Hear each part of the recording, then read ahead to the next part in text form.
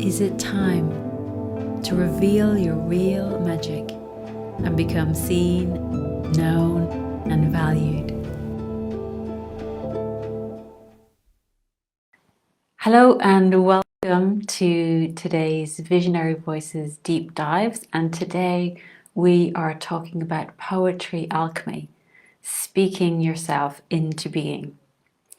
And if we haven't met before, welcome. It's really nice to connect with you. I'm Reenac Aiken, visibility mentor for visionary leaders, and I help you get unblocked so that you can show up and share your gifts with the world. And I'm also known as the poetry alchemist, and this is something that I've trained in transformational poetry, and I came up with the term poetry alchemy and poetry alchemist to describe that process, and I want to share that with you today.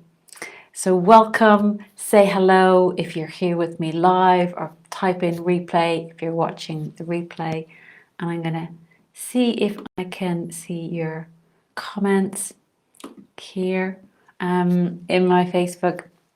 So it's lovely. Last week we had a wonderful poetry prescriptions week here in the Visibility for Visionary Leaders group. It was amazing. I had 20 requests for poetry prescriptions, and I gave out 50 poems, 50 poetry prescriptions for people, and I know an amazing response. People were so pleased, saying that the poems touched them, that they were spot on. And what I wanted to do this week is to go a little bit deeper with that. So to show you how to work deeply with a poem over an extended period of time, and also to talk about why that makes a difference. You know, why that's a powerful thing to do. Why is it that poetry is so powerful? And what are the easy practices that you can bring into your life to really give you to deepen into this power. And I'm also going to tell you about an opportunity that I've created, that I'm working on at the moment, for you to go even deeper into this, into a deep held space. Hi Caroline, lovely to see you here. Thanks for posting your comment in the chat. So I first started embodying poems myself in 2011, and I had my first real deep experience with embodying a poem that really changed my life in 2012. And I remember that summer because I was completely burnt out and just exhausted. I felt lost in my life. I felt disappointed. I was at a point in my life where I had been focused very much on my career and progressing in my career, and I was in management levels, and I was applying for leadership roles and really feeling ready to stretch into leadership. But there was one job that was my dream job, and I didn't get I wasn't successful. There was a better candidate, and I was really crushed. And also we had moved into a beautiful new home, our dream home. So again, I was manifesting my dreams, and I just put in a new kitchen. And because I was so busy and stressed with work, I didn't like the color that I had chosen. So again, I was like, oh, I'm feeling gutted here because this is the color I chose, and it's not quite what I imagined. And there were other things as well. I was working on I was doing an academic poetry course, which I, really enjoyed doing, but I didn't get the grade I'd hoped for. And again, it was all about hitting these external goals, and it was more ego driven. But I remember the summer of 2012, which is when the London Olympics were happening, and getting on a train in London, feeling just weary and heartsick. And I was getting on this train to Wales to go to do my first transformational poetry weekend. And I remember just looking out the window of that train, feeling just lost, like I had nothing left in me. And I was like, why are things not working out for me? Why are I'm going for these goals and it's not happening anymore? And when I arrived in this beautiful centre in Wales where this workshop was taking place, I felt like a potted plant that hadn't been watered in too long, just all kind of shriveled up and dry and just no energy. And I just felt like, oh, I just need to surrender because whatever it is I'm doing, it's not working. Hi, Janet. Lovely to see you here. Hi, John. Welcome. So I'm just telling this story of when my first deep experience with a poem that changed my life.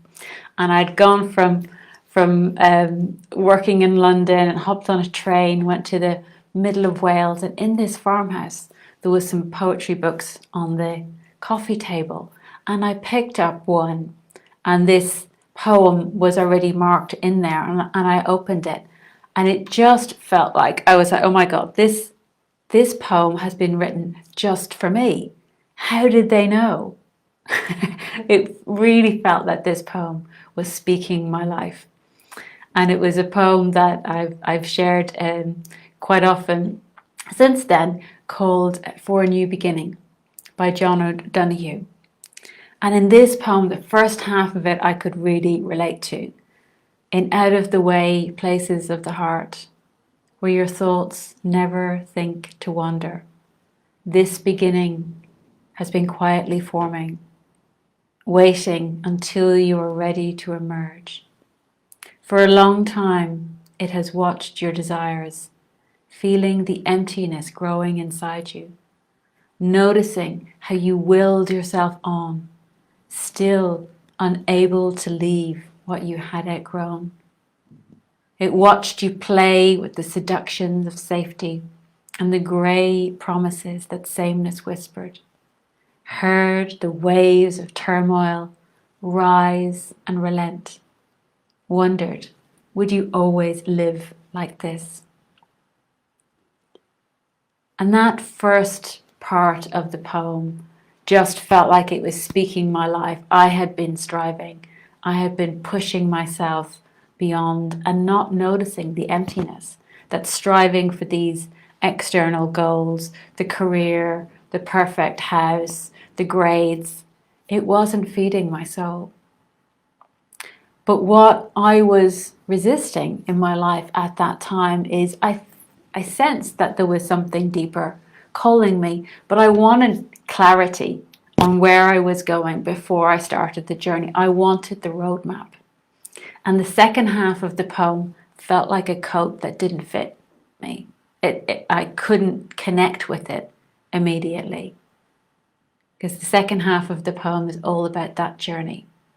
Then the delight when your courage kindled and out you stepped onto new ground, your eyes young again with energy and dream, a path of plenitude opening before you.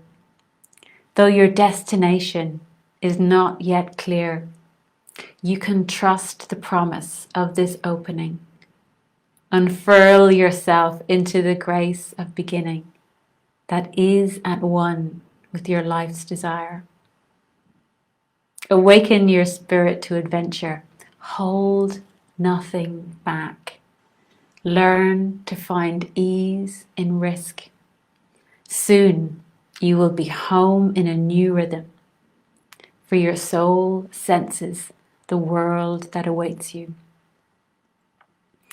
So it's such a beautiful invitation in the second half of this poem, but I didn't feel like I was young with energy. I felt exhausted and shriveled.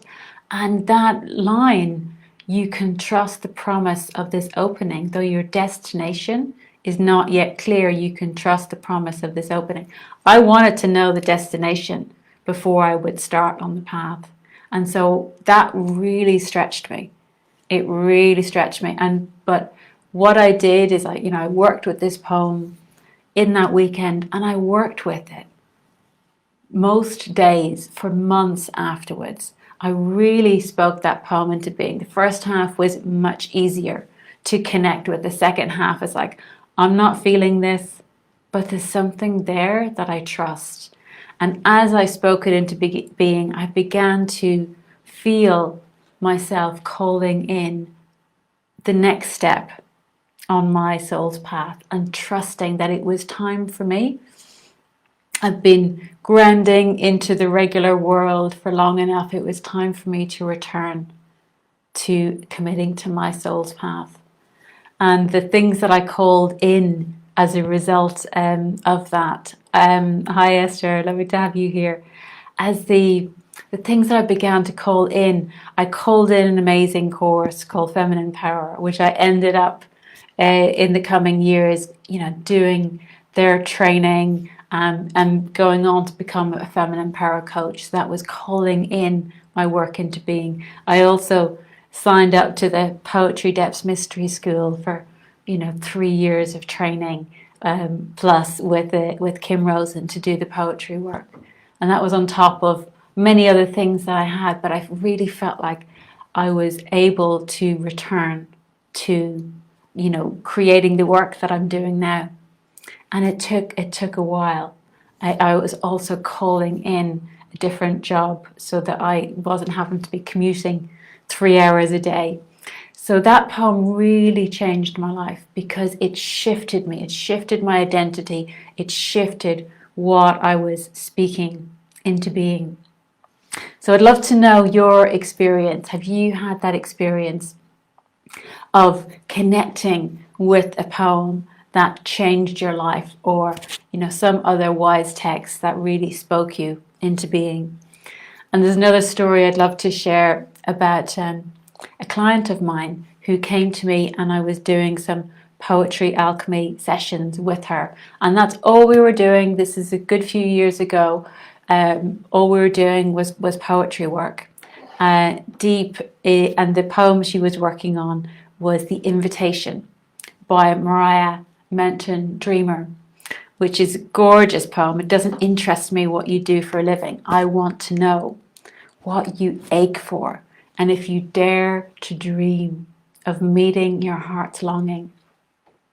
And my client was wanting to step into visibility so she could raise funds to train up female wilderness guides in Africa, local women, to go into nature and guide other people there, because there were so few female wilderness guides and very hardly any native guides. So she had this beautiful vision. She loved nature, she loved animals, and she was calling this into being through stepping into her own desires, stepping into her confidence to present and raise funds. And as she was doing this, as we were working together on the poem, she began to connect with her own deep desires.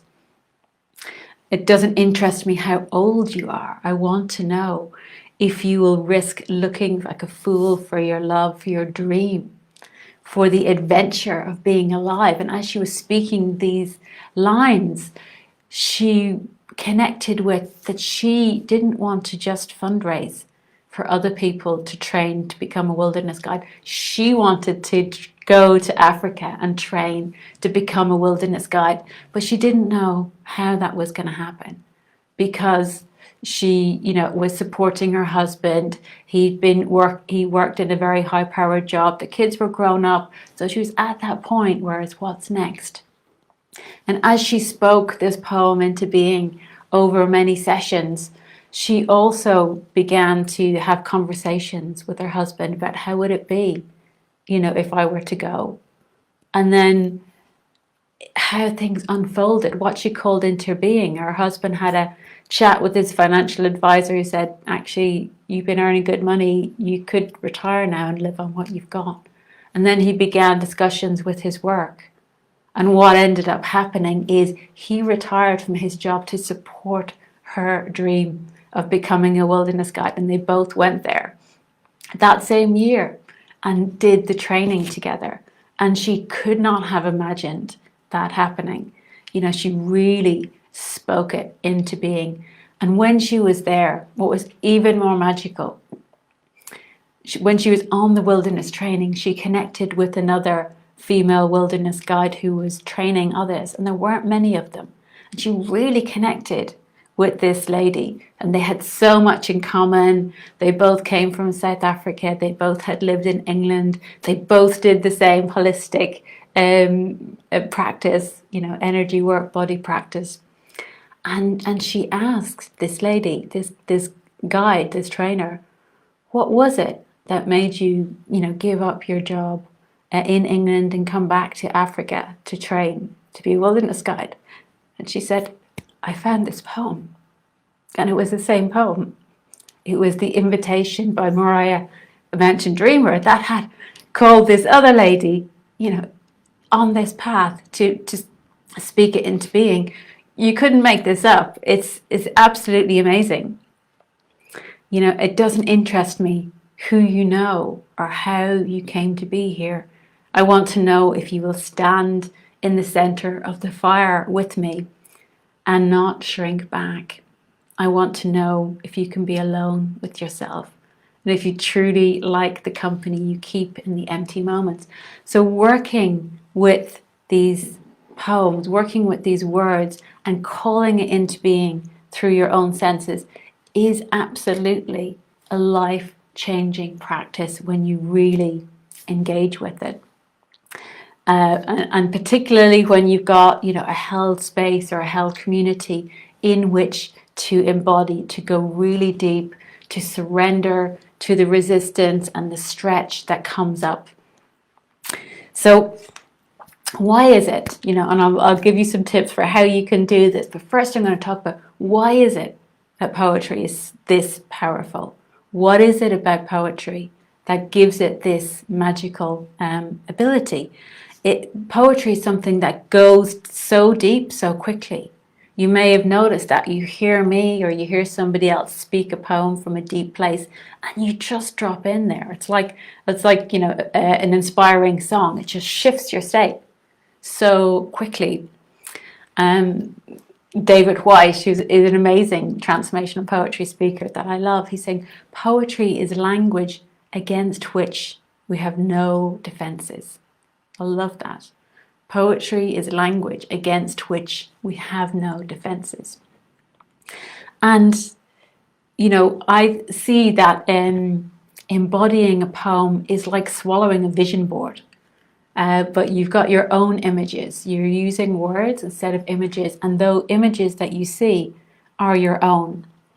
Because one of the really special things about why poetry is so powerful is it uses so much metaphors and images that you can feel yourself into. You can see them, you can hear them, you can taste them.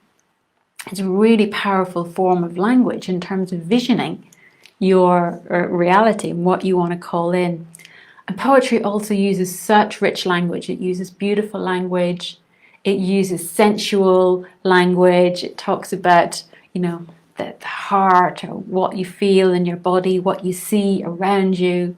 And that really brings it deeply into the body because it's using this sense-based language. So you can see it, you can feel it, you can touch it, you can imagine yourself fully into it. And it's memorable language. These words are chosen by the poets, and I've studied poetry. I know it's like, oh, why did the poet choose that word?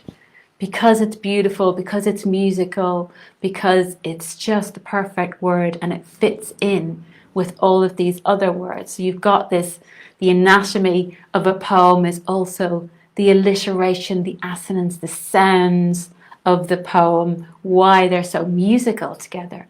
And you've also got the rhythm of the poem, the drum beat, the heartbeat that brings it deeply, deeply into your body. So, and because the language of poetry is so fresh and novel, it actually acts like rocket fuel to our brains. There's been lots of research on this. They put people in brain scanners and scan their brains when they're reading ordinary text or Shakespeare or poetry, and they've seen all these brain spikes, in their brain chemicals when people are reading, poetry or Shakespeare, because the language is so fresh. Our brain kind of goes, oh, I need to pay attention. That's something different. So it actually rewires the neural connections in the brain. It actually is so powerful. for creating these new stories and for breaking the old habits that we have. So, just let me know. Yeah, if you can see that about poetry, if you've been working with any poems, the ones, if you were here last week and working with them, how have you noticed that it's been dropping in for you, that it's been coming alive for you? Just post that into the comments. What have you noticed about the language of poetry that's different and that you can really connect with? So I'd love to hear from you. Leontine, hi. Beautiful story, amazing. It is. Oh, that story about my client who went to train to become a wilderness guide, it gets me every time. It really does. You couldn't make it up. It's incredible. So tips, how do you do this? How do you work deeply with the poem? And especially, we're all so busy, in no extra time. So this is one of my practices when I'm working with the poem, and I've embodied and worked deeply with probably about 60 poems, maybe more, 60, 70 poems in the last 10 years. I can't say I know them all off by heart, but I know them deeply. I know them deeply, and I know many off by heart. And it's such a practice that I love doing. So one of the things that when I was commuting into London, that's what I did on my 90-minute commute each way. I would have a poem either printed out or on my phone. You can write it out into notebook or piece of paper, carry it with you. And carry it with you and have it, regularly with you. So, and then you can, when you've got it, you can bring it into those kind of empty moments when you're not really thinking about anything else that much. So that could be the commute, that could be driving, that could be waiting in line, waiting to pick up your child or a friend, and having it with you. One of the practices that really worked for me is I would do it in the morning. I would take a line or two into the shower with me. I would bring it with me when I was getting dressed and having my breakfast and doing all this, mundane stuff. And it was great doing it first thing in the morning. Really shifted it for me. Also doing the ironing, hanging out the laundry or folding the laundry. These boring moments when you can say, oh, let me grab a few lines of that poem and just feel into it. It could be walking, running, exercising, just all those times when you can bring something in. So, maybe instead of listening to the radio or a podcast, have the poem. You can also record it and listen to it as well. It's beautiful practice to do just before you go to sleep and just after you wake up, because that also brings it deeply into your subconscious. So again, just reading it, doesn't have to be long, just glancing at it, letting your mind work away in the background, because it works on your subconscious. And it's a beautiful thing to dance to. This is something that does take extra time if you're dancing your poem into being. But all of these other ways, you can fill those, mundane moments with such beauty and really speak your life into being. So let me check the comments here. Esther, there are poems that really hit something when I read them, but I've not worked with them in the way you speak of. Beautiful, Esther. So, and that's true. And it's like, that we can feel the invitation in the poem. We can feel there's a door there, but we haven't always known how to walk through that door, how to go really deep into it. And Caroline, I'm in the category of only having worked with my poem for a couple of days and then I stopped. And it takes a while to get a new practice into being, and that's okay. Esther saying, although there are short quotes poems that I wrote down and put on my pinboard, and that's a beautiful thing, is having it visually, pinned up, so you can see it. That's another way to work with it. But one of the things that I'm going to be creating, and this has just landed for me a couple of weeks ago, got this idea that this is what I'm being asked to do. I feel like the universe is asking me to do next, is I'm creating a 7-week course called Magnetic Presence. poetry journey to embody your essence. And so in something like that, you're in a community, you're in a practice, you'll be, working with other people and getting support from the group and from me. And that can be a really good way to deepen into a practice like this, because, creating new practices takes a bit of energy. And it can also be a way to get support, to go deeper, because to really create the transformation, we will hit some resistance, and that's normal. And the poem will deliciously stretch you through your resistance. But sometimes being in a held space can be really powerful. So that's one option if you want to go deeper with this. And also, I still do poetry alchemy sessions, and I build it into my regular coaching with my clients. I haven't focused on it exclusively very much, but if that's something you're interested in, we could have a chat to explore that.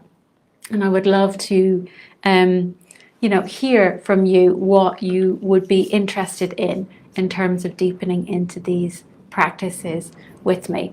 But you can book in for a call and let me know. As I'm creating this course, it's going to start in June, run June, July, perhaps early August.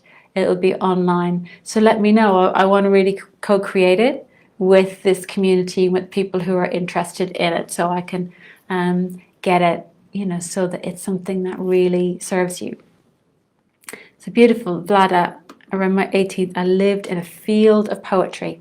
Some poems touched me deeply to change my vision, for example, about relationships, and some poems just flowed through my head instead of normal thinking. That's beautiful. I love when that happens, and that happens to me sometimes, that a line or a poem will just land in and be a guide and be a reminder. It was very inspiring to realize their mystery. Beautiful. So Jeanette is saying, I spoke these words to you describing what I felt about the poems you gave to me. There is definitely an intimacy with the words, as though they have moved in. I love that, Jenna. As though the words have moved in. And I really feel like that. When we work with the right poem at the right time, it's like a companion. It's like a companion in our life that's guiding us. I understand the meaning, but they keep surprising me, as if I should know.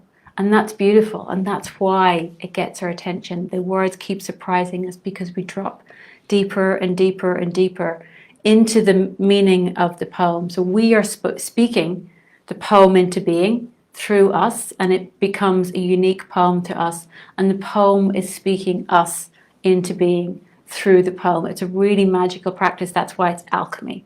It's alchemy between the poem and us. And what comes out the other end is unique. And I've heard many people, different people, speak the same poem, and it sounds like a different poem when it comes out of their mouth. It's totally their poem. And that poem has shifted something in them as well.